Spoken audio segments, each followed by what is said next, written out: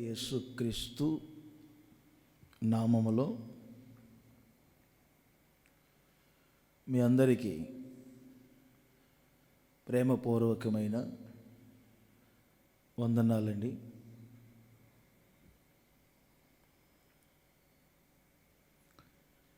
యెహెజ్కేలు గ్రంథం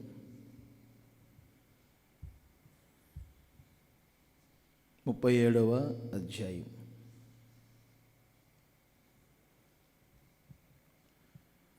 9వ వచనమును నోట్ చేయండి. ఎండిన ఎముకలను గూర్చిన ఒక చరిత్ర మనకు తెలుసు. 2 పర్వతముల మధ్యలో ఉన్న ఒక లోయ. ఆ లోయలోనికి ఒక దైవజనుని దేవుడు తోడుకొని వెళ్ళారు. అటు ఇటు నడిపిస్తూ ఉన్నప్పుడు అక్కడ ఎండిపోయిన ఎముకలు బహు విస్తారంగా కనిపించాయి. ఆ ఎండిపోయిన ఎముకలకు ఆజ్ఞ ఇచ్చినప్పుడు మరలా మాంసము, నరములు, శరీరము అమర్చబడింది. ఒక నరరూపం, ఆకారం కనబడుతుంది, కానీ బ్రతుకున్నట్లు జీవాత్మ లేదు. ఈ 9వ వచనంలో దేవుడు చెప్పారు, నరపుత్రుడా, నువ్వు ప్రార్థన చేయి, నలుదిక్కుల నుండి జీవాత్మ వీటిలో ప్రవేశించున్నట్లు. అప్పుడు ఈ దైవజనుడు జీవాత్మ వచ్చి వీరి మీద లేక వీరిలో ఊపిరి విడువుము అని ప్రార్థన చేశాడు. ఇక్కడ జీవాత్మ, ఊపిరి అనే పదాలు కనబడతాయి. మరొకసారి చెప్తున్నాను, జీవ ఆత్మ, ఊపిరి.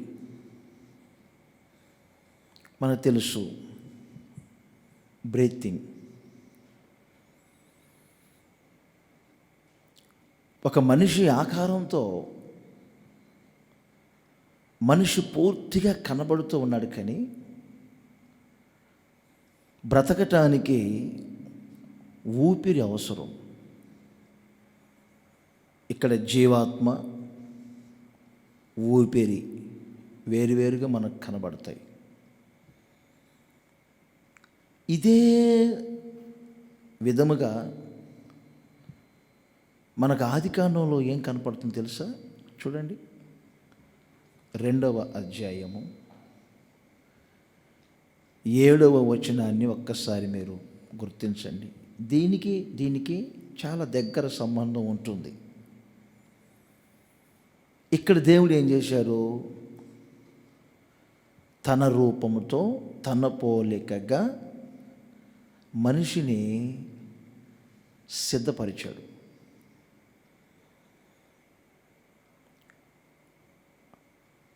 మీకు అర్థమైందండి? మట్టిని ముద్దగా చేసి ఆయన స్వహస్తములతో ఒక రూపాన్ని ఏర్పరిచాడు. ఆ మట్టికి మహిమగా శరీరం, నరాలు ఉన్నాయి, చర్మము ఉంది, మాంసం ఉంది, ఆకారం అంతా ఉంది, కానీ జీవాత్మ లేదు. అందుకని 7వ వచనంలో ఇలా వ్రాయబడింది, జీవవాయువును ఓదగా నరుడు జీవాత్మ ఆయను. ఇక్కడ జీవవాయువు ఒక భాగం, ఓదగా ఊపిరి. అక్కడ దాన్ని ఇక్కడ దాన్ని రెండింటిని మీరు అక్కడ ఇక్కడ విషయాలు గమనించండి. జీవాత్మ వచ్చి ఊపిరి విడుచునుగాక అన్నాడు. మీకు అర్థమైందా? మరొకసారి, జీవాత్మ వచ్చి ఊపిరి విడువుము అన్నారు. అప్పుడు ఊపిరి ప్రారంభమైంది. ఇక్కడేమని రాయబడింది? జీవవాయువు, బ్రీతింగ్, ఇంగ్లీష్ తర్జుమాలో ఉంటుంది. ఓదగా నరుడు జీవాత్మ ఆయను. మనిషిలో ఊపిరి, ఈ ఊపిరికి కొన్ని పర్యాయ పదాలు ఉంటాయి. ప్రాణం, శ్వాస.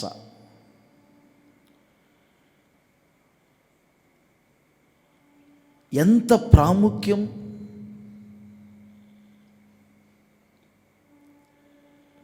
బ్రీతింగ్ ప్రాబ్లం ఉంటుంది కొంతమందికి. మనిషి జీవ మరణాలన్నీ ఈ ఊపిరి మీద ఆధారపడి ఉంటుంది. గుండెకి కొంచెం లోపం ఉన్నా, లివర్కు లోపం ఉన్నా, మన బాడీలో ఉన్న ప్రతి పార్ట్లో ఏదైనా లోపాలు ఉన్నా 4 రోజులు బ్రతకవచ్చు. కానీ ఈ ఊపిరి, శ్వాస అనేది ఆగిపోయిందంటే మనిషి పూర్తిగా డెడ్ అయిపోతాడు, డెత్ స్థితికి వస్తాడు. ఈ మధ్య నేను ఎక్కువగా ఆలోచన చేస్తున్నప్పుడు ఈ నాసిక రంధ్రములలో, ఈ నాసిక అంటే ముక్కు, రంధ్రములు అంటే 2 ఉంటాయి రంధ్రాలు. ఈ నాసిక రంధ్రములలో ఉన్న ఊపిరి తిత్తులు 2 ఉంటాయి ప్రతి మనిషికి. గుండెకి అటు ప్రక్కన ఒకటి, ఇటు ప్రక్కన ఒకటి, దగ్గరగా ఒకటి ఉంటుంది, దూరంగా ఒకటి ఉంటుంది. మనం పీల్చుకునే శ్వాస కొంచెం గట్టిగా పీల్చబాకండి మీరు.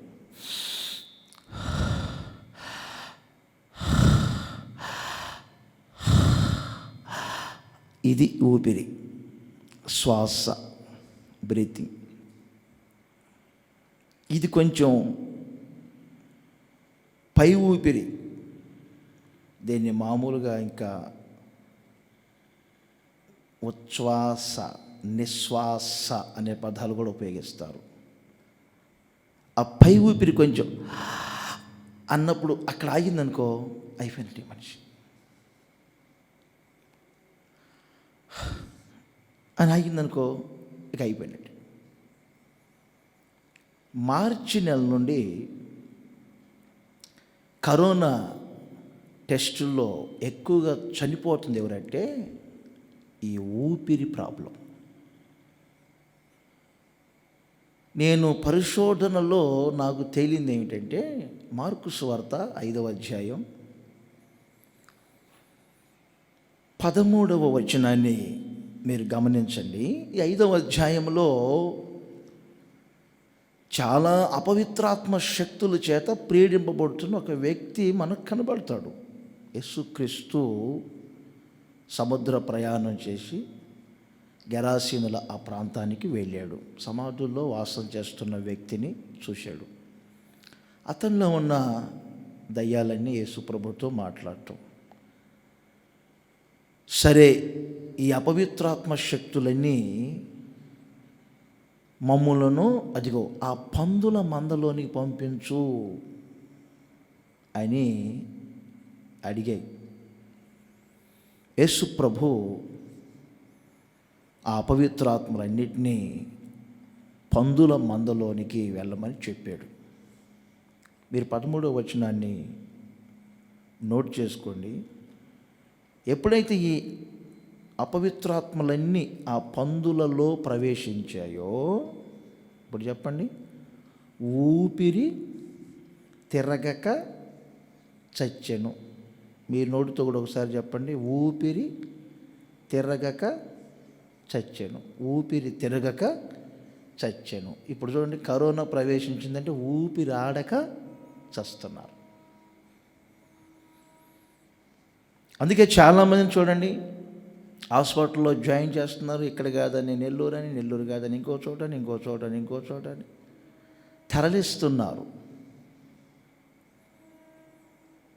చావు బ్రతుకుల మధ్యలో పెనుగులాడుతున్నటువంటి వ్యక్తుల్ని ఏదో ఒక విధంగా ఊపిరి పోయాలని వెంటిలేటర్స్ మధ్యలో పెట్టే వాళ్ళని కొందరిని. కరోనా ఎప్పుడైతే ప్రవేశించిందో, ఉదాహరణ చెప్తున్నా, ఊపిరి ఆడగక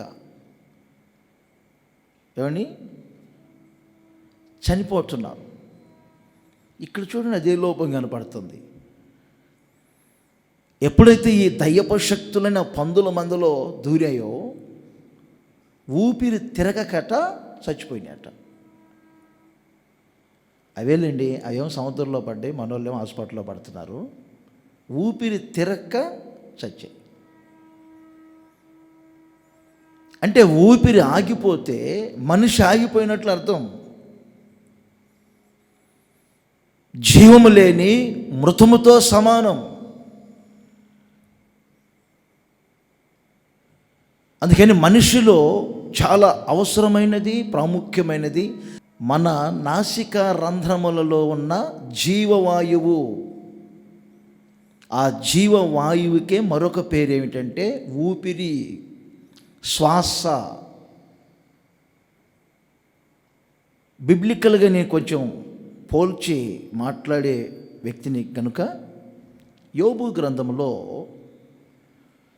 మీరు 27వ అధ్యాయం 2వ వచనాన్ని చదువుతున్నారు. ఒకసారి గమనించి, ఇక్కడ ఊపిరిని, ఈ జీవవాయువును దేనికి పోల్చాడో చూడండి. నా ఊపిరి ఇంకను నాలో పూర్ణముగా ఉండుటను బట్టియు, నా ఊపిరి నాలో పూర్ణముగా ఉండుటను బట్టియు, దేవుని ఆత్మ నా నాసికా రంధ్రములో ఉండుటను. ఇప్పుడు చూడండి, నాసికా రంధ్రములలో ఉండవలసింది ఏమిటి? జీవవాయువు. నాసికా రంధ్రములలో ఉండవలసింది ఏమిటి? ఊపిరి, శ్వాస. ఇక్కడ బైబిల్ ఏం చెప్తుంది?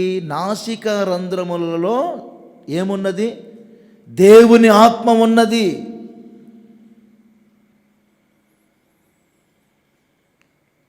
ఒక మనిషిలో ఊపిరి ఎంత అవసరమో,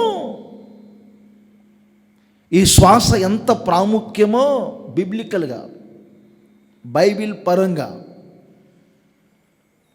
దేవుని ఆత్మ అంత ప్రాముఖ్యం. నేటి సమాజంలో చాలామంది బ్రతుకుతున్నట్లు కనిపిస్తూ ఉన్నప్పటికీ, నాసికా రంధ్రములలో ఉన్న జీవవాయువు వలె, ఊపిరి వలె పరిశుద్ధాత్ముడు ఒక వ్యక్తిలో లేకపోతే, అది సేవకులలోనైనా, సంఘములోనైనా, ఏ విశ్వాసిలోనైనా పరిశుద్ధాత్ముడు లేకపోతే జీవము లేని శవముతో సమానం. నా ప్రియమైన సహోదరులారా, నాసికా రంధ్రములలో ఉన్నటువంటి ఊపిరి మనిషిని బ్రతికిస్తుంది. ఆ ఊపిరి లేకపోతే మనిషి పూర్తిగా చచ్చిన స్థితికి వెళ్తాడు. అలాగనే ఇక్కడ భక్తుడు ఏమంటాడంటే, నా నాసికా రంధ్రములలో దేవుని ఆత్మ ఉండుటను బట్టి.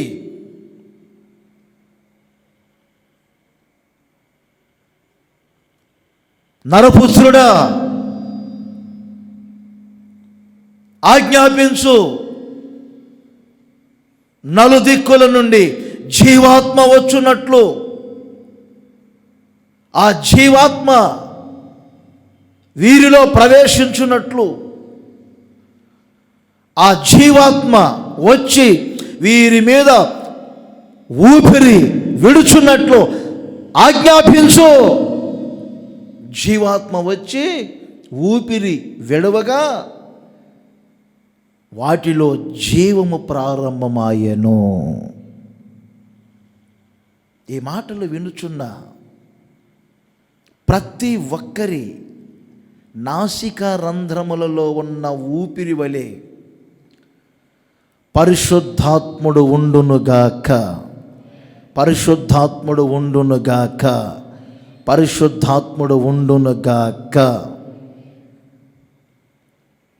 ఏమండి పరిశుద్ధాత్మ లేకపోతే అని మీరు అంటారేమో. పరిశుద్ధాత్ముడు లేకపోతే నాసికా రంధ్రములలో ఊపిరి లేని వారితో సమానం. నాసికా రంధ్రములలో ఊపిరి లేకపోతే మనిషి పూర్తిగా ఏమండి చచ్చిన శవముతో సమానం. మరి ఈ నాసికా రంధ్రములలో ఈ ఊపిరి ఉంచేది ఎవరు? నోట్ చేయండి అక్కడే ఒక వచనాన్ని. యోబు గ్రంథం 26:4 వచనం చదువుతున్నారు. నీవు ఎవని ఎదుట మాటలను ఉచ్చరించితివి, ఎవని ఊపిరి నీలో నుండి బయలుదేరినది? ఎవరి ఊపిరి మీలో నుండి బయలుదేరుచున్నది? చూశారండి, ఎవరి ఊపిరి? అద్దెకి తెచ్చుకుందామా? గుండెను మార్చగలుగుతున్నారు, లివర్ను మార్చగలుగుతున్నారు, కిడ్నీలు మార్చగలుగుతున్నారు. విన్నారండి ఎంత పని మార్చేస్తున్నారు. కన్నులు మారుస్తున్నారు, బాడీలో ప్రతి పార్ట్ను మారుస్తున్నారండి. మరి ఊపిరిని మార్చేది ఎవరండి? అందుకే నీ నాసిక రంధ్రములలో ఊపిరిని బయలుదేరి చేసింది ఎవరు? ఎవరు?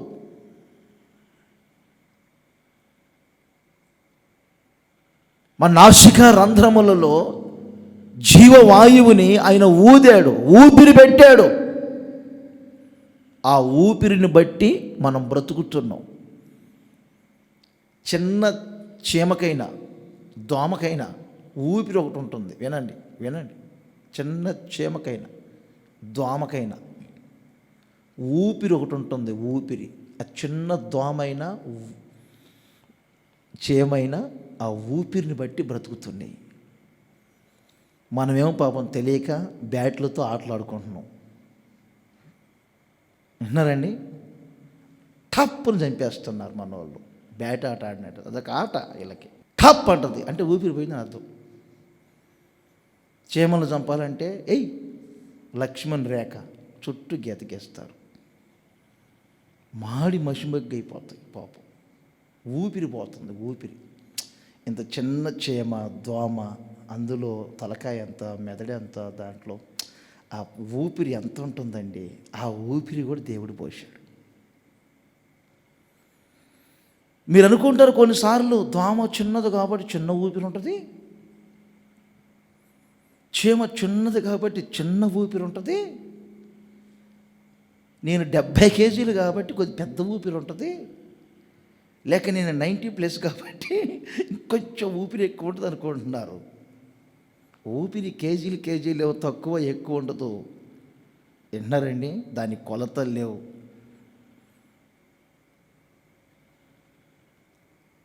నీ నాసికా రంధ్రములలో ఊపిరి బయలుదేరి చేసింది ఎవరు?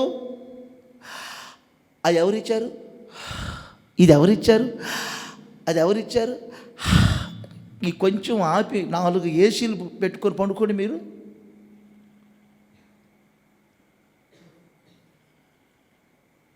పౌలు గారు కూడా అపోస్తుల కార్యములలో 17వ అధ్యాయం ఇదే ప్రస్తావన తీసుకొచ్చాడండి. 25వ వచనాన్ని నోట్ చేసుకోండి. అందరికీ జీవమును ఊపిరిని సమస్తమును దయచేయువాడట దేవుడు. అందరికీ జీవమును ఊపిరిని దయచేయువాడు.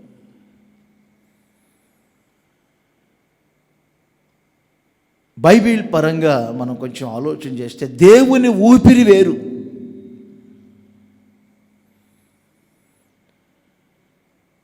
చిన్న శ్వాసే, కానీ అది చాలా బలమైనది. నిర్గమకాండం 15వ అధ్యాయం 8వ వచనములో వ్రాయబడింది, నీ నాసికా రంధ్రముల ఊపిరి వలన, దేవుని నాసికా రంధ్రముల యొక్క ఊపిరి వలన నీళ్లు రాశిగా నీళ్ళన్నీ ఒక్కసారి రాశిగా కుప్పల ఏమండి చేసేసాడట. దేవుని ఊపిరి చాలా బలమైనది. దేవుని ఊపిరి చేత ప్రవాహాలను ఆపాడు. ఎర్ర సముద్రాన్ని ఆరిన నేలగా మార్చాడు. దేవుని ఊపిరి చేత శత్రువులను హతమార్చాడు. దేవుని ఊపిరి చాలా చాలా ప్రాముఖ్యమైనది. ఆ ఊపిరిని మనకు పోశాడు.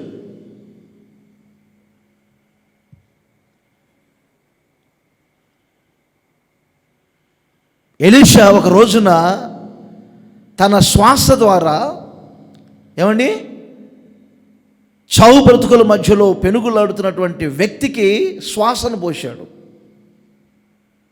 వినాలి,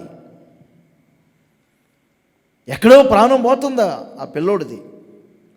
అలా వెళ్ళి నోటిలో నోరు పెట్టి కళ్ళల్లో కళ్ళు పెట్టి ఈయన శ్వాసని ఆయనకు పోశాడు. కాసేపటికి మరలా శ్వాస వచ్చింది. అలాగే దేవుని నాసికా రంధ్రములలో ఉన్న ఆ శ్వాసను దేవుడు మనకు పోశాడు. మరి ఈరోజు నేను మీకు చెప్పాలనుకున్నది ఏమిటంటే, మన నాసికా రంధ్రములలో ఉన్నటువంటి జీవవాయువు, అదే ఊపిరి, శ్వాస, బైబిల్ ఏం చెప్తుందంటే అది ఆత్మ. నా నాసికా రంధ్రములలో ఉన్నటువంటి దేవుని ఆత్మ ఉండుటను బట్టి అనే పదాన్ని భక్తుడు ఉపయోగించాడు. మనం ఈ రోజున ఆలోచించవలసింది ఏమిటంటే, మన నాసికా రంధ్రములలో ఉన్నటువంటి ఊపిరి ఎంత ప్రాముఖ్యమైనదో, పరిశుద్ధాత్మ అంత ప్రాముఖ్యమైన, దేవుని ఆత్మ అంత ప్రాముఖ్యమైనది. శ్వాస పీల్చుకోకుండా కాసేపు కూడా మీరు ఉండలేరు, నేను ఉండలేను. దేన్నైనా భరించగలుగుతాం, కానీ ఏమండి ఈ బ్రీతింగ్ ప్రాబ్లాన్ని మాత్రం అస్సలు భరించలేము. కాసేపట్లో ఈ ఆస్తమా వ్యాధిగ్రస్తులను చాలాసార్లు నేను ప్రత్యక్షంగా చూశానండి. ఎంత ఆయాసపడతారో ఊపిరి పీల్చుకోవటానికి. పై ప్రాణం పైనే పోతుంది. నాకు అనిపిస్తుంది, ఏంటి పై ప్రాణం పైనే పోతుంది అనిపిస్తుంది. ఎంత ఇబ్బందులు పడతారు. శ్వాస ఎంత ప్రాముఖ్యమైనదో మన నాసికా రంధ్రములలో రక్షణ పొందిన ప్రతి విశ్వాసికి దేవుని ఆత్మ అంత ప్రాముఖ్యమైనది. ఈ రోజున జీవాత్మ మీలోనికి వచ్చునుగాక, మీలోనికి వచ్చునుగాక. పరిశుద్ధాత్మ యొక్క ఆ జీవం మీ ఒక్కొక్కరిలో నవనూతనమైన కార్యములు చేయునుగాక. ఊపిరి ఊపిరి ఊపిరి.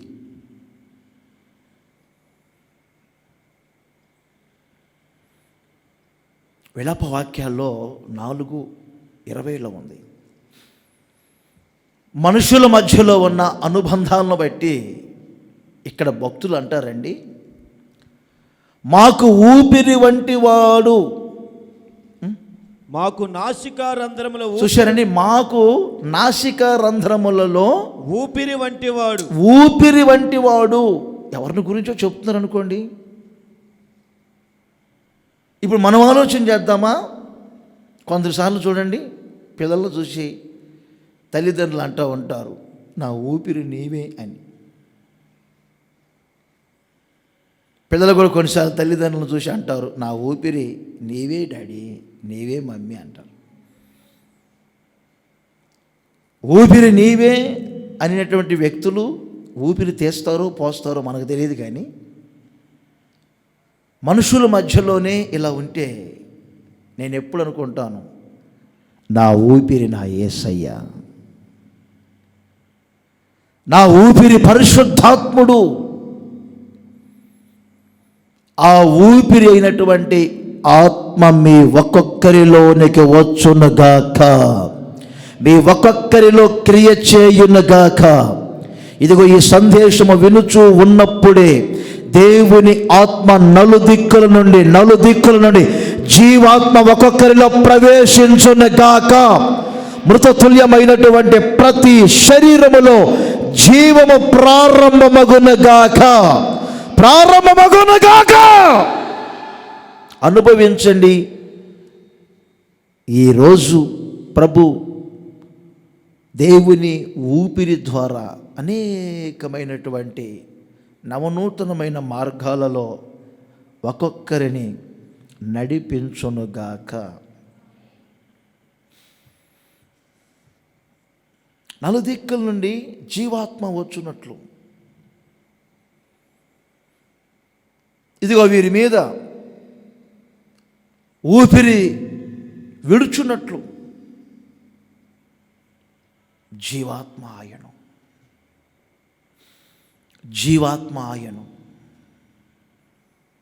చివరిలో ఒక తీర్మానం చేసుకోండి, మన నాసిక రంధ్రములలో ఉన్న ఊపిరి వలె పరిశుద్ధాత్ముడు నీలో ఉండబోతూ ఉన్నాడు. అజాగ్రత్తగా అనాలోచనగా తీసుకోబాకండి. అజాగ్రత్తగా అనాలోచనగా తీసుకుంటే పై ఊపిరి పైన పోయిద్ది అన్నమాట. కొంచెం కేర్ తీసుకోండి. తర్వాత మరలే మీరే చెప్తారు, ఊపిరి తిరగట్లేదు అన్నయ్య గారు అంటారు. ఖాళీగా లేవు ఎక్కడ కూడా. తీసుకెళ్ళి బెడ్ మీద పెట్టడానికి ఖాళీగా లేవని సమాచారాలు అందుతున్నాయి. కొన్ని మాటలు మీకు వివరించాలని కోరుకుంటున్నాను. ఊపిరే ఆత్మ, ఆత్మే ఊపిరి. ఈ ఊపిరి లేక ఈ ఆత్మ మన జీవితంలో ఎలాంటి కార్యాలు చేయటానికి సంసిద్ధంగా ఉంది అనే సంగతులు మీకు చెప్తాను. 104వ కీర్తన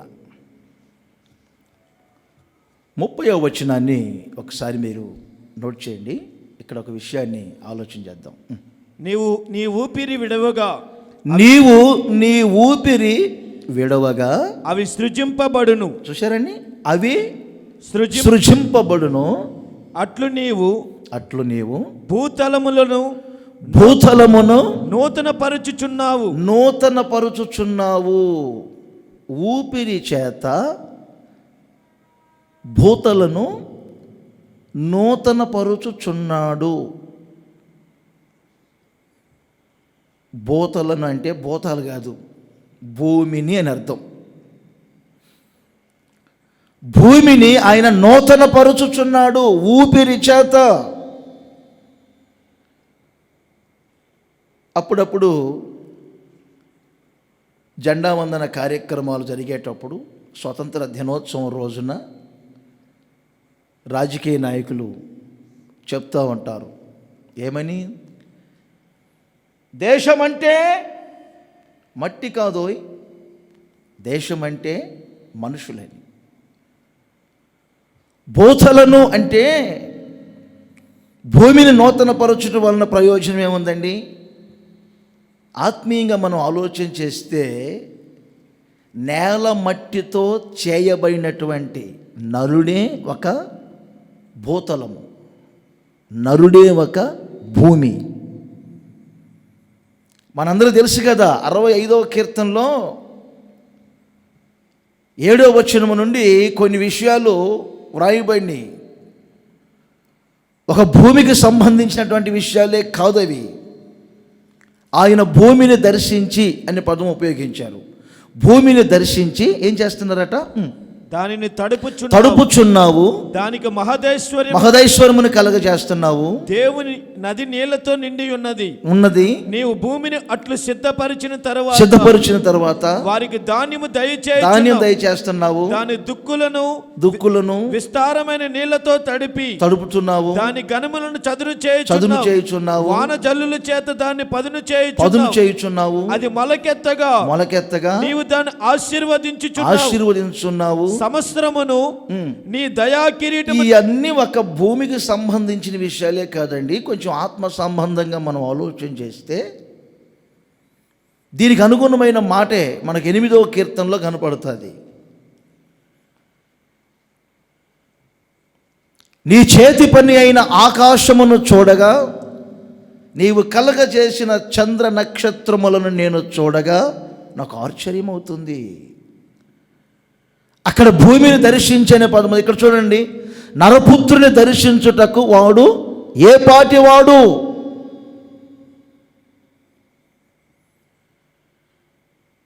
మనిషిని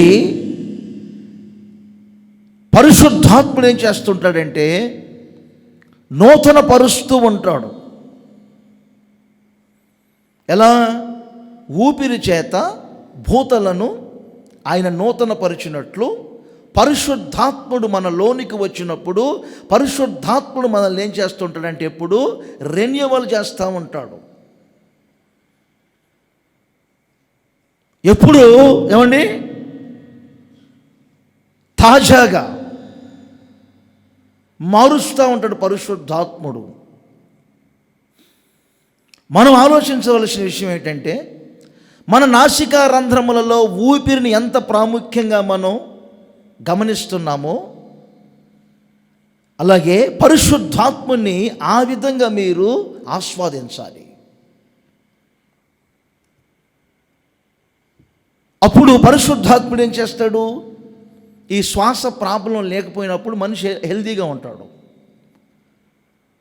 బాడీలో మార్పులన్నీ ఎప్పుడు వస్తాయంటే ఈ శ్వాస ప్రాబ్లం వచ్చినప్పుడే. అందుకే మీరు ఎప్పుడు చూడండి, కావాలంటే నిపుణులైనటువంటి డాక్టర్లు ఎప్పుడు ఊపిరితిత్తులు బాగుండాలంటే, ఫ్రెష్గా ఉండాలంటే, మీకు బ్రీతింగ్ ప్రాబ్లం రాకుండా ఉండాలంటే ఇలా ఉండండి, ఇలా ఉండండి, ఇలా ఉండండి అని ఎప్పుడు చెప్తూ ఉంటారు. ఆ బ్రీతింగ్ ప్రాబ్లం వలనే ఏమండి మన పార్ట్లోకి, అన్ని బాడీలో ఉన్న ప్రతి పార్ట్లోనికి లోపాలు బయలుదేరుతూ ఉంటాయి. కొంచెం ఆలోచించాలి ఈ విషయాలు. అలాగే ఊపిరి లేనప్పుడు లోపం, పరిశుద్ధాత్ముడు లేనప్పుడు కూడా మనిషి యొక్క శరీరములో ఏమంటే పూర్తిగా ప్రాచీన స్వభావాలన్నీ బయలుదేరుతూ ఉంటాయి. ఒక వారం ప్రార్థన చేసుకోకపోతే శరీర సంబంధమైనటువంటి కార్యాలు ప్రవేశిస్తాయి. ఓ నెల 2 నెలలు ప్రార్థనా మందిరానికి రాకపోతే భౌతికమైనటువంటి స్వభావాలు ప్రవేశిస్తాయి. దేవుని వాక్యమును మనం కొద్ది రోజులు ధ్యానించుకోకపోతే ఏమండి ఆత్మ సంబంధమైన ఎదుగుదల ఆగిపోతుంది. శరీర సంబంధంగా ఎక్కువగా ఆలోచనలు చేసే పరిస్థితులు వస్తాయి. కొద్ది రోజులు మన పరిశుద్ధాత్మతో నింపబడకపోతే ఆత్మీయ అంతరిక్షం మనకు కనబడదు. మనసు ధ్యాస ఎప్పుడు భూ సంబంధమైన వాటి మీద ఏమండి ఇమిడి ఉంటుంది. దానికి తెల్లబట్టలు వేసుకోవచ్చు, మనం బైబిల్ పట్టుకోవచ్చు, ప్రార్థనలో ఉన్నట్లుగానే కనబడవచ్చు, కానీ వారి ఫీడ్బ్యాక్ వేరుగా ఉంటుంది, వారిని గురించి వచ్చే సాక్ష్యం వేరుగా ఉంటుంది. వారి విధానాలలో మార్పులు కనపడుతూ ఉంటాయి. ఎప్పుడు నాసికా రంధ్రములలో ఊపిరిని ఏ విధంగా మనం పీల్చుకుంటూ ఎప్పటికప్పుడు మనం తాజాగా ఉంటామో, అలా పరిశుద్ధాత్ముని మనం ఆ విధంగా ఆస్వాదిస్తూ ఉంటే మనలో ఎప్పుడు ఆ తాజాదనం ఉంటుంది. తాజాదనం. ప్రాచీన స్వభావాలు ఎట్టి పరిస్థితులలో ఒక వ్యక్తిలోనికి వచ్చే ఆస్కారం ఉండదు. మరొకసారి చెప్తున్నాను, శ్వాస ప్రాబ్లం వల్లనే, మరొకసారి చెప్తున్నా, బాడీలో ఉన్న ప్రతి పార్ట్లో ప్రాబ్లం వస్తుంది. దాని గురించి నేను ఎక్కువగా చెప్పాలనుకోలేదు. చెప్పాలనుకుంటే తప్పకుండా చెప్తాను నేను. ఎందుకంటే నేను మెడిసిన్ చదవకపోయినా మెడిసిన్ తెలుసు. నాకు సేవకుని కాబట్టి అన్ని శాస్త్రాలను తెలుసుకుంటూ ఉంటాను. పరిశుద్ధాత్ముని మనం ఆ విధంగా మన నాసికా రంధ్రములలో ఉన్న ఊపిరి వలె భావించుకోవాలి. తీతు పత్రికలో నూతన పరచడం అంటే ఏమిటో అనే ఒక సబ్జెక్ట్ మీద పౌలు మాట్లాడుతూ అంటాడు. 5వ వచనం చదవండి, కింద మాట, పరిశుద్ధాత్మ మనకు నూతన స్వభావమును కలుగజేయుట ద్వారా. ఇప్పుడు చెప్పండి, పరిశుద్ధాత్మ ఊపిరి భూతలను నూతనపరుస్తుంది. ఊపిరి. అలాగే పరిశుద్ధాత్మ మనలోనికి వచ్చినప్పుడు నూతన స్వభావం కలగజేస్తూ ఉంటాడు. ఊపిరితిత్తుల్లో ప్రాబ్లం ఉండదు. ఈరోజు సరిగ్గా మీరు మెసేజ్ వింటే బ్రీతింగ్ ప్రాబ్లం ఉండదు. చాలా రోజులు బతుకుతారు. ఊపిరి తిరగట్లేదు, ఆడట్లేదని అటుపొర్లి ఇటుపొర్లి ఎటుపోర్లలో అర్థం కాక తలుపులు తీసుకొని మరలా కిటికీలు తీసి విన్నారా మిద్దెలెక్కి తిరగాల్సిన అవసరం లేదన్నమాట. ఈరోజు సరిగ్గా మీరు వింటే విన్నారా బాగుంటుంది. వినండి.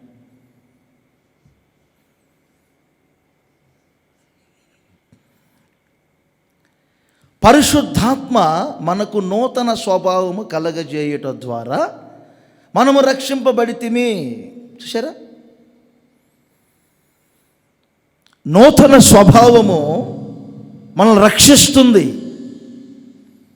ఈ నూతన స్వభావమునకు వ్యతిరేకమైనది ఏమిటి? యెహెజ్కేలు గ్రంథం 36వ అధ్యాయం మనకు ప్రాథమిక బోధలు ఇవి.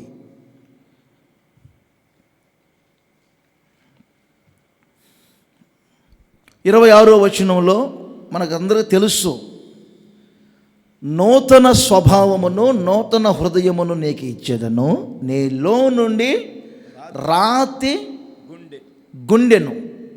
చూశారండి, రాతి గుండెను తీసివేస్తాను. రాతి గుండె అంటే నూతన స్వభావం వేరు. ఏమండి, మాంసపు గుండె అనే పదాన్ని ఉపయోగించారు అక్కడ. మాంసపు గుండె అంటే ఏమండి నూతన స్వభావం. రాతి గుండె అంటే ప్రాచీన స్వభావం. రాతికి ఒక పేరు ఉంది బైబిల్లో. ప్రక్కనే ఇర్మియా గ్రంథం ఉంటుంది చూడండి. ఏం పేరు? 5వ అధ్యాయము 3వ వచనములో ఉంది. రాతికి ఒక స్వభావం ఉంటుంది. ఆ రాయి ఏ రాయో తెలుసండి? ఆ రాయిని దేనికి పోల్చారు? రాతి కంటే తమ ముఖములను వారు కఠినముగా చేసుకొనిరి. రాతి స్వభావం అంటే కఠినం.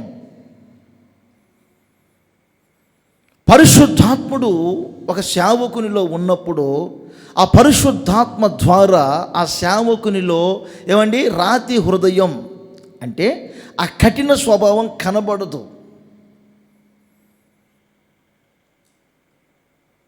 ఆ సంఘములో కఠినత్వం కనపడదు. ఇర్మియా చాలాసార్లు బాధపడతా ఉంటాడు. ఎందుకు తెలుసండి? వారి ముఖములను చెకుముకి రాయి వలె చేసుకున్నారట. దేవుని వైపు ముఖమును త్రిప్పకుండా వీపుని త్రిప్పారట. ఆధ్యాత్మికమైన జీవితంలో ఇప్పుడు కఠినత్వమా మృదుత్వమా? ఒకసారి మీరు ఆలోచన చేయండి. మృదుత్వాన్ని పాటిస్తున్నారా, కఠినత్వాన్ని పాటిస్తున్నారా? ఒక మృదువైన జీవితం, నేను దేవుణ్ణి నమ్ముకున్నాను, బైబిల్లో కొన్నిటి అందుకే పోలుస్తారు. మృదువైన జీవులు కొన్ని ఉంటాయండి, కఠినమైన జీవులు కొన్ని ఉంటాయి. కొన్ని క్రూర మృగాలని పోల్చారు.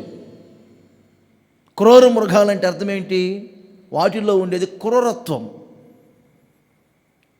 ఒక సింహానికో పులికో చిరతకో జింక దొరికిందనుకోండి, దాని దండం పెడితే ఆగుతుందా? ఒక డేగకు కుందేలు దొరికిందనుకోండి, ఆగుతుందా దండం పెడితే? అందుకే వాటికి క్రూర మృగాలు అని పేరు. క్రూర మృగాలు అంటే వాటి కఠినమే, మృదుత్వం ఉండదు. సమాజంలో ఈ రోజున మనం అనేకులను చూస్తూ ఉన్నాం. తల్లని, చెల్లని, అన్నని, వదిన అని, చిన్నమ్మని, పెద్దమ్మని, ఇవన్నీ ఏం తెలియదు. వరసావాయులు ఉండవు. కఠినంగా ప్రవర్తిస్తూ ఉంటారు. అవతల వ్యక్తులు ఎంత ఇబ్బందులు పడుతూ ఉన్నా అవి పట్టించుకోరు. మన కళ్ళ ముందు అలాంటి వ్యక్తులు నశించిపోతున్నా, ఇబ్బందులు పడుతూ ఉన్నా, నరక బాధలు అనుభవిస్తూ ఉన్నా కనికరం ఉండదు. కారణం ఏమిటంటే కఠినత్వం. పరిశుద్ధాత్ముడు ఒక వ్యక్తిలో లేనప్పుడు జరిగే పనులు ఇవి.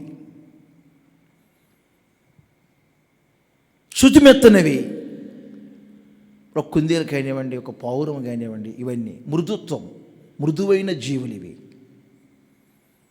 మన డిక్షనరీలో చూసిన కొంతమంది పాండిత్యం నొందినటువంటి వ్యక్తులు డిక్షనరీలు రాసిన మృదుత్వానికి ఈ కుందేలు అనే జీవిని వాడతారు, ఉదాహరణ అని. పరిశుద్ధాత్ముడు ఉన్నారు మనలో అనటానికి గుర్తు ఏమిటంటే వారిలో ఏమండి కఠినత్వం తొలగిపోతుంది, మృదుత్వం ప్రారంభమవుతుంది. కొన్నిసార్లు నేను గమనించాను, కొన్నిసార్లు కొన్ని పరిస్థితులను బట్టి నేను కొన్ని కఠినంగా ఉంటాను. ఎందుకు ప్రభువా, నేనేమైనా కఠినంగా ఉంటున్నానా? ప్రతిష్టత, సమర్పణ, త్యాగం అని చెప్పి ఏమైనా కొంచెం కఠినంగా ప్రవర్తిస్తున్నానా ఏంటి అని నేను ఆలోచన చేస్తూ ఉంటాను. బైబిల్కి వ్యతిరేకంగా ఏమైనా ప్రతిష్టత అని కొంచెం కఠినంగా ఏమైనా ప్రవర్తిస్తున్నానా ఎవరితోనైనా అని ఆలోచన చేస్తూ ఉంటాను. ప్రభు నాకు ఒక వాక్యం చూపించారు. యెహెజ్కేలు గ్రంథం 3వ అధ్యాయం 9వ వచనంలో కొన్ని సందర్భాలను బట్టి దేవుడే అంటారు యెహెజ్కేలుతో, నీవు తేళ్ల మధ్యలో, పాముల మధ్యలో నడిపించబడుతుంటావు, అనేకులు రకరకాల ప్రజలు ఉంటుంటారు, ఒక్కొక్కరి దగ్గర ఒక్కొక్క విధంగా నేను నిన్ను ఉంచాలి అని ఒక మాట అంటాడు. నేను నీ ముఖమును ఎలా చేశాను? చెక్కుముకి రాతి కంటే కఠినముగా చేశాను అన్నాడు. చూసారా? ఎందుకు ప్రభు అంటే అవతల వ్యక్తుల యొక్క పరిస్థితులను బట్టి కొన్నిసార్లు కఠినత్వం అవసరం. కఠినత్వం కొన్నిసార్లు చూపించకపోతే నడిపింపు ఉండదు. కఠినత్వం కొన్నిసార్లు లేకపోతే ఏమండి ఉపదేశాలు ఉండవు. కఠినత్వం కొన్నిసార్లు లేకపోతే దేవుని భయం ఉండదు. కఠినత్వం కొన్నిసార్లు చూపించకపోతే అది వేరు. ఆధ్యాత్మిక జీవితంలో ఆ కఠినత్వం వేరు.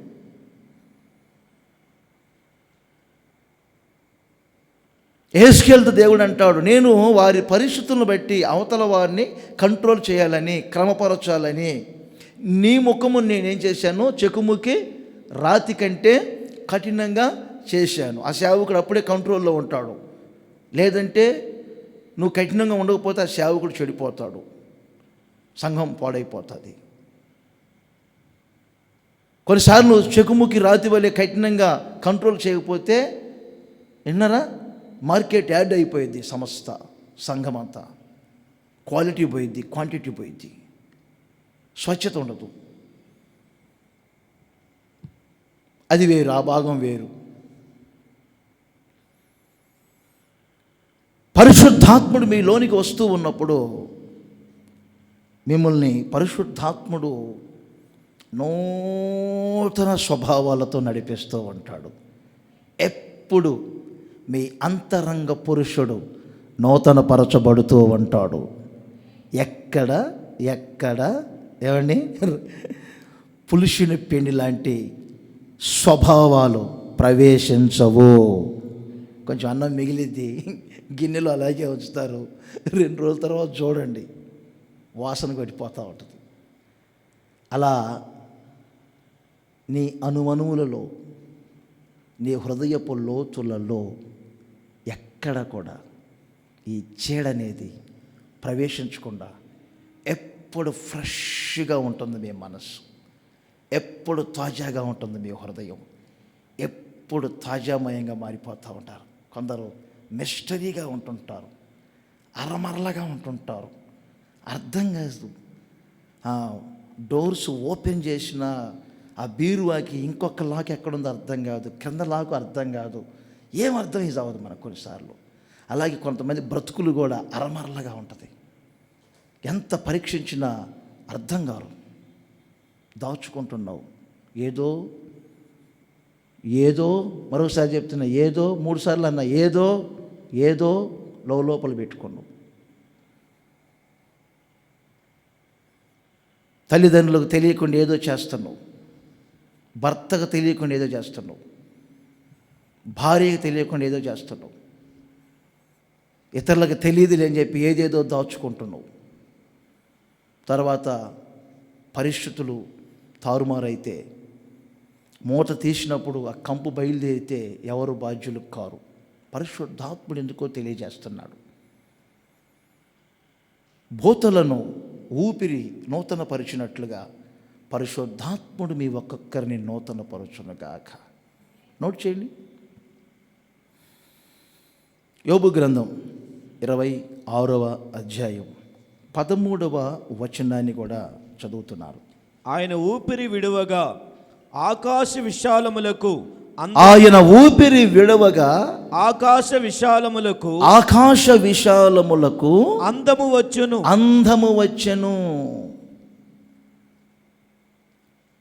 ఊపిరి రెండవది ఆకాశములకు అందాన్ని కలగ చేస్తుందట.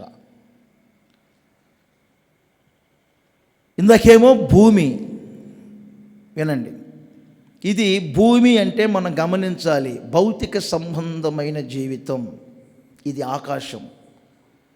ఆకాశం అంటే మనం గమనించాలి, ఇది ఏమండి ఆత్మీయ జీవితానికి పోల్చవచ్చు.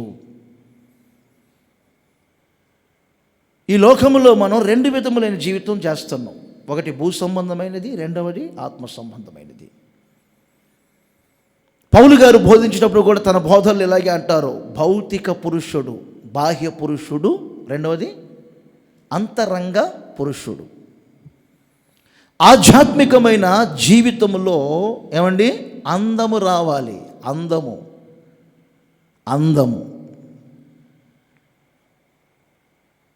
ఊపిరి వలన ఆకాశమునకు అందము. వాస్తవమే. మనం కొన్నిసార్లు ప్రకృతిని చూస్తుంటాం. ఆ ప్రకృతి ద్వారా వీచే గాలులను బట్టి, ఆ క్లైమేట్ను బట్టి ప్రాంతాలు వికసిస్తాయి. ఊటీ వెళ్ళే నేను, చూడముచ్చటగా ఉంటుంది ప్రాంతం. కొద్ది రోజులు రాబుద్ది కాదు, ఆ క్లైమేట్ని మనం కొంచెం ఆస్వాదించాలనిపిస్తుంది. కేరళ వెళ్ళే నేను, ఏమండి కేరళ వాతావరణం వేరుగా ఉంటుంది. గోవా వెళ్ళాను, ఆ వాతావరణం వేరుగా ఉంటుంది. ఇంకా నేను కొన్ని దేశాలు వెళ్ళాను, ఆ ప్రాంతపు వాతావరణాలు వేరుగా ఉంటాయి. ఈస్ట్ వెస్ట్ గోదావరి ప్రాంతాలకు వెళ్ళాను, అక్కడ ఆ క్లైమేట్ వేరుగా ఉంటుంది, నీరు పారే అనుభవాలు వేరుగా ఉంటాయి. రాయలసీమ ప్రాంతానికి వెళ్ళాను, తెలంగాణ ప్రాంతంలో తిరిగాను, అన్ని ప్రాంతాలు చూశాను. డ్రై ల్యాండ్, కాసేపు ఉండటానికి కూడా ఉండబుద్ధి కాదు. ప్రదేశాలు ఆ విధంగా ఉంటాయి. ప్రకృతిని బట్టి కొన్ని ప్రదేశాలు చూడముచ్చటగా ఉంటాయి. అందుకే కొన్నిసార్లు ఆ ప్రాంతాలకు వెళ్ళి విశ్రమించి వస్తూ ఉంటారు.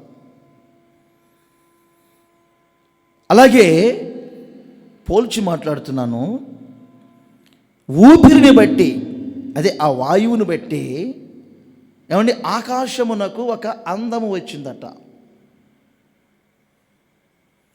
ఆ విశాలమునకు పరిశుద్ధాత్మను బట్టి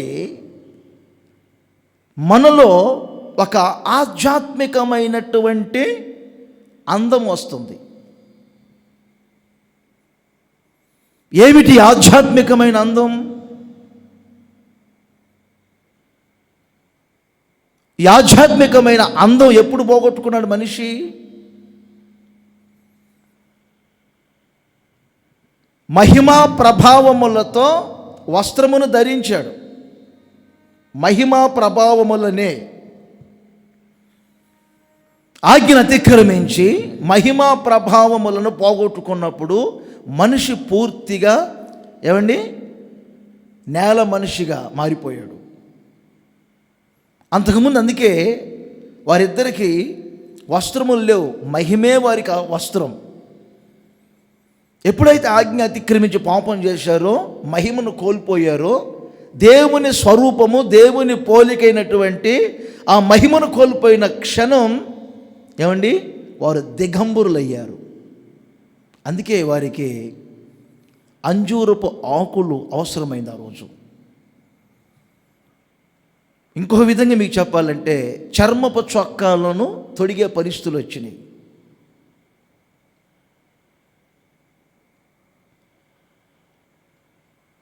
ఒక రాయిని మనం చూస్తే శిలగా ఉండే రాళ్ళు ఉంటాయి, శిల్పముగా మారిన రాళ్ళు ఉంటాయి. శిల్పముగా మారినటువంటి రాళ్ళు శిలగా మారిపోయింది. సాతాను ప్రవేశం భూమికి వచ్చిన ఆకారం పోయింది. మనుషులో ఉన్న ఆకారము పోయింది. అందుకే మనకు 53వ అధ్యాయం యెషయా ప్రవచన గ్రంథములో యేసుక్రీస్తు తండ్రి దగ్గర ఏమండి లేత మొక్క వలె ఎదుగుచు అనే పదాలు ఉపయోగించి క్రిందకు వచ్చేసరికి ఏమని రాయబడిందంటే, స్వరూపమైనను సొగసైనను లేనివాడిగా కనబడ్డారు యేసుక్రీస్తు. ఆయన కలువరి శిలువలో వేలాడుతూ స్వరూపమైనను సొగసైనను లేనివాడుగా ఎందుకు కనిపించారు? స్వరూపము సొగసు ఎందుకు లేదు? కోల్పోయినటువంటి రూపాన్ని యేసుక్రీస్తు కలువరి శిలువలో మరలా మనకి ఇవ్వాలని, ఆ ఆకారాన్ని మరలా మనం సంపాదించుకోవాలని. అందుకే జకర్యాలో ఎప్పుడు నేను మీకు చెప్తా ఉంటాను, 9వ అధ్యాయం 17వ వచనం, వారు ఎంతో క్షేమముగా ఉన్నారు. ఎప్పుడు?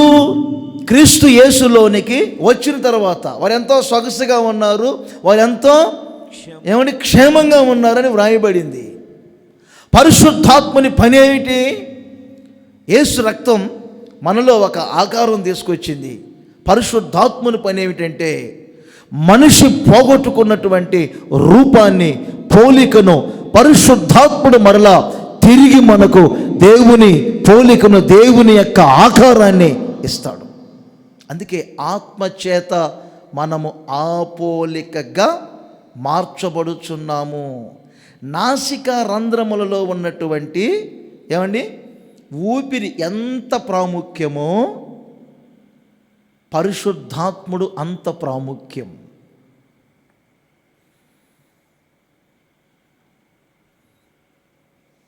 ఒకటి ఎప్పుడు ఊపిరి మనలను తాజామయంగా మారుస్తూ ఉంటుంది. ఊపిరి రెండవది మనకు అందం, సొగసును కలగజేస్తూ ఉంటుంది. అలాగే పరిశుద్ధాత్ముడు మనకు దేవుని స్వరూపమును, దేవుని పోలికను కలగచేస్తూ ఉంటాడు. అంత అవసరం పరిశుద్ధాత్ముడు. మరొకసారి చెప్తున్నాను, పరిశుద్ధాత్మ లేకపోతే దేవుని ప్రజలలోనికి క్రీస్తు పోలిక, స్వరూప్యం రాదు. దైవజనుడు పౌలు గారు చెప్పినట్లు మనకు ఆ ప్రసవ వేదన ఎప్పుడు ఉండాలి? క్రీస్తు స్వరూప్యం మీ యందు ఏర్పడవలని నేను ప్రసవ వేదన పడుతున్నాను అంటాడు. గలతీ 4:19. మరి మీ జీవితంలో కూడా ఒక ప్రసవ వేదన ఉండాలి. ఎప్పుడు సంపాదించుకోవాలనే ప్రసవ వేదనే కాదు, స్థలాలు కొనాలి, ఇల్లు కట్టాలి, ఉద్యోగానికి వెళ్ళాలి, పిల్లలను చదివించుకోవాలి, 4 రూపాయలు వెనకేసుకోవాలి. ఎప్పుడు ఈ ప్రసవ వేదనే కాదు, నాలో క్రీస్తు స్వరూపం రావాలి, నాలో క్రీస్తు పోలిక రావాలి అనే ప్రసవ వేదన ప్రతి క్షణం మిమ్మల్ని తొలిచివేయాలి. ఆ తపన ఉండాలి. ఇలాంటి సందర్భాలలో మీరు అదే కాంక్షించాలి. ఈ మాటలు ప్రభు నాకు వినిపిస్తున్నారు. ఈ మాటల చేత నేను పరిశుద్ధాత్మ అను ఆ ఊపిరిని బట్టి నాలో ఒక ఆధ్యాత్మికమైన అందం, ఆధ్యాత్మికమైనటువంటి సొగసు రావాలి. నేను క్రీస్తు వలె మారాలి. నా ప్రియమైన సహోదరులారా, ఈ ప్రసవ వేదన ప్రతి క్షణం మిమ్మల్ని భక్షిస్తుందా? ఒకసారి ఆలోచన చేయండి. ఇంకొక విషయాన్ని కూడా మీతో పంచుకుంటాను, నోట్ చేయండి.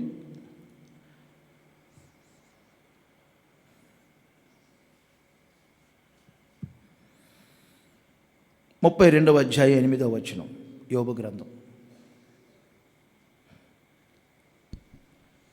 అయినను నరులలో ఆత్మ ఒకటి ఉన్నది. చూడండి, ఇక్కడ కూడా అలాగే పోల్చి మాట్లాడుతున్నారు. సర్వశక్తుడగు నరులలో ఆత్మ ఒకటి ఉన్నది, సర్వశక్తుడగు దేవుని ఊపిరి, సర్వశక్తుడగు దేవుని ఊపిరి వారికి వివేచన కలుగుజేయును, వారికి వివేచన కలగజేయును, వివేచన కలగచేయును.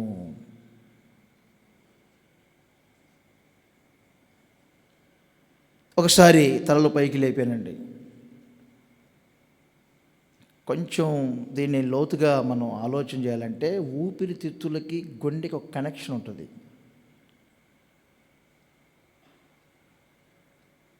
గుండెకి ఊపిరితిత్తులకు ఒక కనెక్షన్ ఉంటుంది. ఈ బ్రీతింగ్ వల్లనే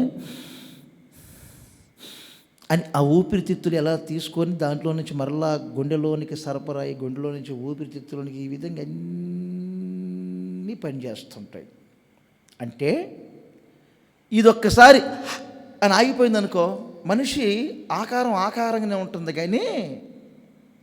కానీ అతనిలో ఉన్నటువంటి విన్నారండి వినికిడి పోయింది.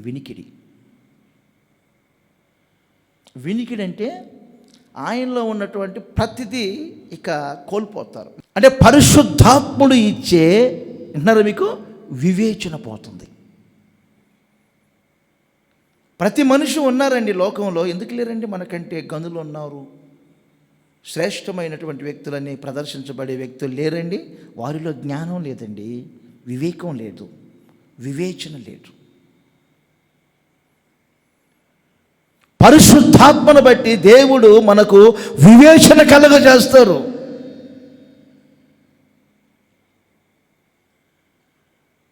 కళాశాలలో చదువుకుంటే వచ్చే వివేచన కాదు ఇది. లోకపరంగా ఈ తత్వజ్ఞానాన్ని, లోక జ్ఞానాన్ని సంపాదించుకోవాలని వెళితే వచ్చేది కాదు, ఆ పోకడలో రాదు వివేచన. నాసికా రంధ్రములలో ఉన్నటువంటి ఊపిరిని ఏ విధముగా మనము జాగ్రత్త పరుచుకుంటూ నడిపించబడతామో, పరిశుద్ధాత్మునికి అంత ప్రాధాన్యత ఇచ్చి పరిశుద్ధాత్మను మనం ఆ విధంగా భావించుకుంటే పరిశుద్ధాత్ముడు ఒక్కొక్కరికి జ్ఞాన వివేకములు దయచేస్తారు. నేను కొంతమంది గుర్తుపడతాను, తేలిగ్గా గుర్తుపడతా, ఆత్మ ప్రక్రియ జరగట్లేదు. అందుకే వీరిలో ఉన్నటువంటి, అర్థమైందా, నాలెడ్జి ఏమండి డెడ్ అయిపోయింది. ఒక విధంగా చెప్పాలంటే పని చేయట్లా. ఏమైంది? ఫోన్కి డెడ్ అయిపోయింది.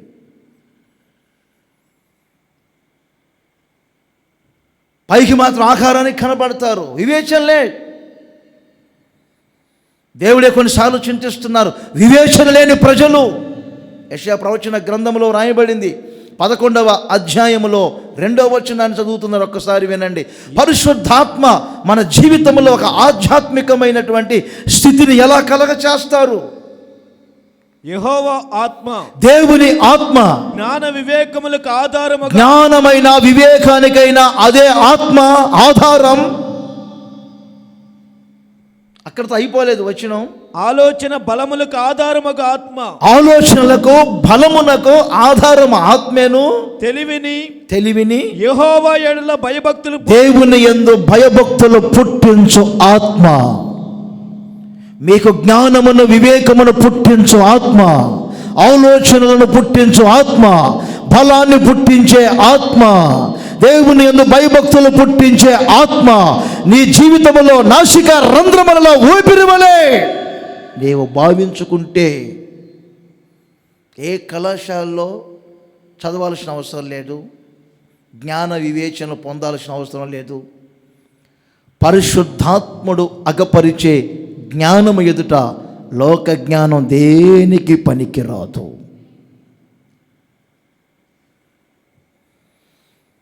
ఆత్మతో నిండుకొనిన వాడు కాదా స్టెఫెను భక్తుడు? అతడు మాటలాడుచూ ఉన్నప్పుడు అతని ముఖరూపము దేవదూత వలె కనబడలేదా? అతడు అగపరిచిన జ్ఞానాన్ని ఎవరు వ్యతిరేకించలేకపోయిరే.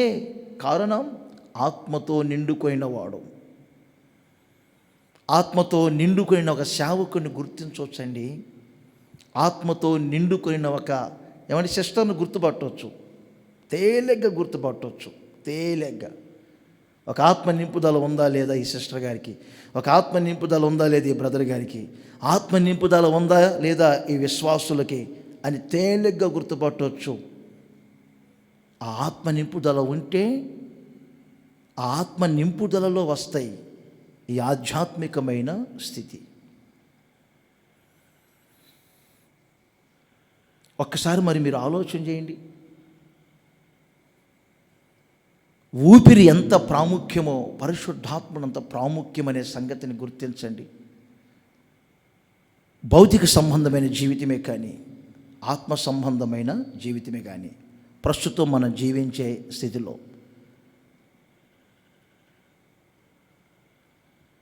ఒక ఫలాలు కలిగినటువంటి చెట్టు ఎంత ప్రాముఖ్యమైనదో సంఘానికి ఇవన్నీ దేవుడిచ్చిన ఒక వరాలు అని చెప్పవచ్చు. అందుకే పౌలు గారు బోధించేటప్పుడు ఈ ఆత్మల వివేచన మీకు ఉండాలి అని కఠినంగా చెప్పారు. వివేచన లేని ప్రజలుగా మారొద్దు. దయపాలించి ప్రభువుని అడగండి, ప్రభువా ఊపిరి కంటే ఎక్కువగా పరిశుద్ధాత్మను నేను కోరుకుంటున్నాను. నా నాసికా రంధ్రములలో ఉన్నటువంటి జీవవాయువు వలె పరిశుద్ధాత్మను నాకు ఇచ్చావు. ఆ పరిశుద్ధాత్మను బట్టి ఇలాంటి ఆధ్యాత్మికమైన స్థితులు నాకు మీరు కలగజేయండి అని ఒకసారి మీరు ప్రభువుని వేడుకుంటే పరిశుద్ధాత్మ అనే ఆ ఊపిరి మీ జీవితంలో ఇదిగో ఈ రోజు నుండి ఇలాంటి కార్యాలన్నిటినీ చేయునుగాక. ఈ మాటలన్నిటినీ ప్రభు మీ హృదయములలో స్థిరపరచునుగాక. ఒక చిన్న ప్రార్థన చేస్తున్నాము. యేసయ్యా, మీరే మా ప్రాణం. పరిశుద్ధాత్ముడా, మీరే మా ఊపిరి. మా నాసిక రంధ్రములలో జీవవాయువు వలె మీ ఆత్మను మా నాసిక రంధ్రములలో ఊపిరి వలె మీరు ఉంచారు.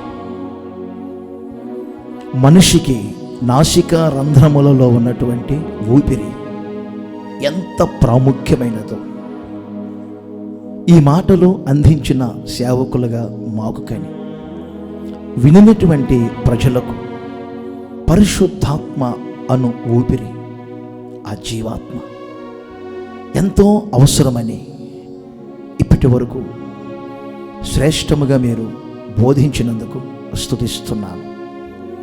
ఊపిరి వలన శారీరక ఆత్మ సంబంధమైన జీవితంలో కలిగే మార్పులు, ఆధ్యాత్మికమైనటువంటి లోతులు ఏమై ఉన్నాయో ఇప్పటి వరకు లేఖనముల ద్వారా మీరు వివరించినందుకు స్తుతించుచూ ఉన్నాను.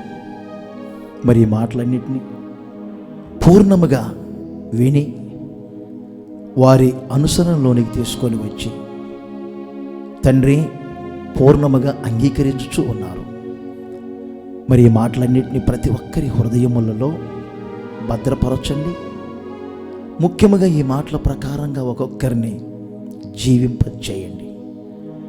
వీటిలో ఉన్నటువంటి ఆధ్యాత్మికమైనటువంటి స్థితిని ప్రతి ఒక్కరికి మీరు కలగజేసి పరిశుద్ధాత్మ అను ఆ ఊపిరి మీద కాంక్ష, తృష్ణ, తపన, ప్రసవ వేదన ప్రతి ఒక్కరికి మీరు కలగజేసి కడవరి దినములలో అనేకులను మీ మహిమగల రాకడకు రాజ్యానికి సిద్ధపరచమని, ఘనత, మహిమ, ప్రభావములు మీరు మాత్రమే పొందండి. నజరేయుడైన యేసునామములో అడుగుచున్నాను తండ్రి, ఆమేన్.